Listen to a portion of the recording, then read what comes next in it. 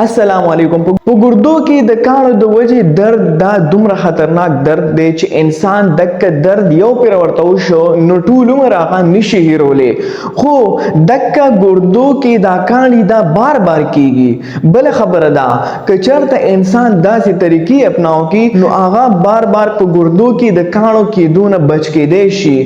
زما نوم شایان خان دی. زه نن راغلی یم تاسو سره په یو نوي ویډیو سره او هغه دی کډني سټون. کډني سټون دا کومه بیماري ده، د دې وجوهات څه دي او د دې علامات څه دي او د دې نه علاوه د دې نه به موږ ځان څنګه بچ کوو. شروع کوو. کډني سټون.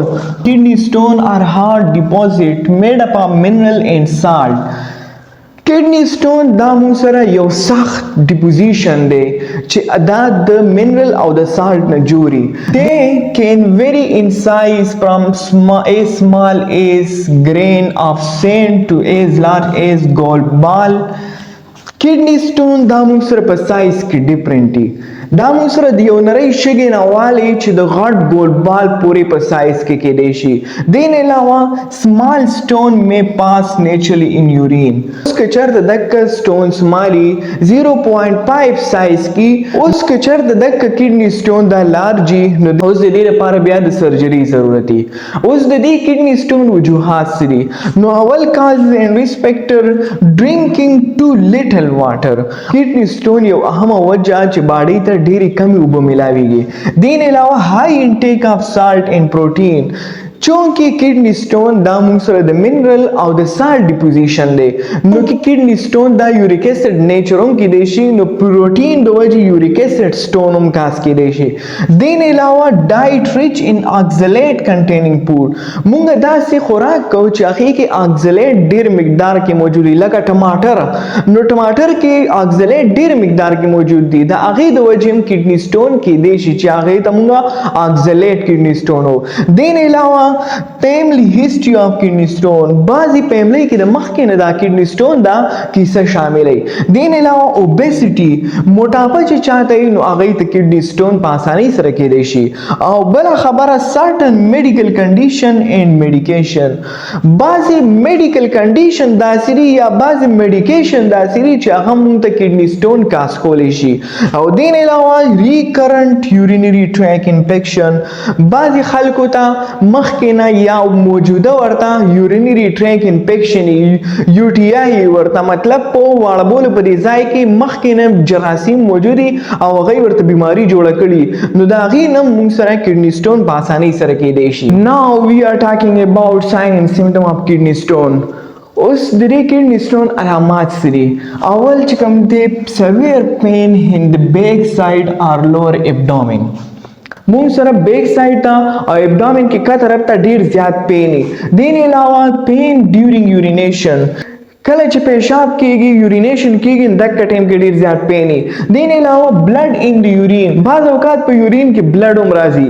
دین علاوه نازیا اینډ وومیټینګ. نازیا ای الټی ولورځي کله نا کله او الټی کیږي کله نا کله. دین علاوه فریکوینٹ ارج ټو یورینیټ، بیا بیا ول یورین ورځي. دین علاوه پیور چل اف انفیکشن. که چېرته د یو ټي آی انفیکشن ورته پیور بای ورته او چیلینګ بای ورته شیورینګ بای. دین علاوه اوس د دې کمپلیکیشنز دي. که چېرته د دې کډني سټون علاج نه کیږي نو د دې سره نورې کمی مسئلې راتلی شي. نو اول یورینري ټریک انفیکشن یو ټي آی انفیکشن ورته کېدی شي. دین علاوه بلاکیج اف یورینري فلو. یورینري فلو یورین چې کوم فلو ده دا بلاک کېدی شي. او دین علاوه کډني ډیمیج، کډني فیل کېدی شي. او سویر پین اینڈ ډیهایډریشن. ډیر د ډیهایډریشن ورته کېدی شي، واټر ته نه لاس کېدی شي او پین یې ډیر زیات کېدی شي. اوس د دې پریوینشن به څنګه کوو؟ د دې کډني سټون نه به ځان څنګه بچ کوو؟ نو اول ډرینک 2 to 3 لیټر اف واټر ډیلی. موږ لا روزانه 2 to 3 لیټر اف واټر چې کوم دی دا ډیلی ډرینک کول پکار دی. دین علاوه ریډیوس سالټ انټیک. په ایټینګ کې موږ له سالټ انټیک چې کوم دی سالټ خوړل چې کوم کوم دی دا مونږ له کمول پکار دی. او بل eat a balanced diet with adequate calcium.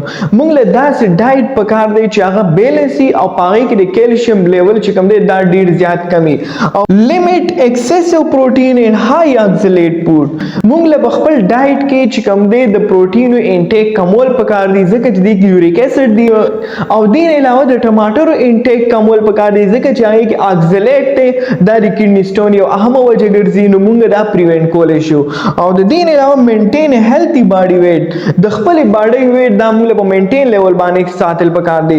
او بل سټے فزیکلی ایکټیو. مونږ له هر وخت فزیکلی ایکټیو کېدل پکار دی. ایکسرسایز واکینګ رننګ دا مونږ له ډیلی کول پکار دی. مونږ به فزیکلی ایکټیو یو او مونږ به کډنی سټون پریوینټ کوو. دا و د نن ویډیو ډیر امپورټنت ویډیو دا نور سره شیر کوي. والسلام.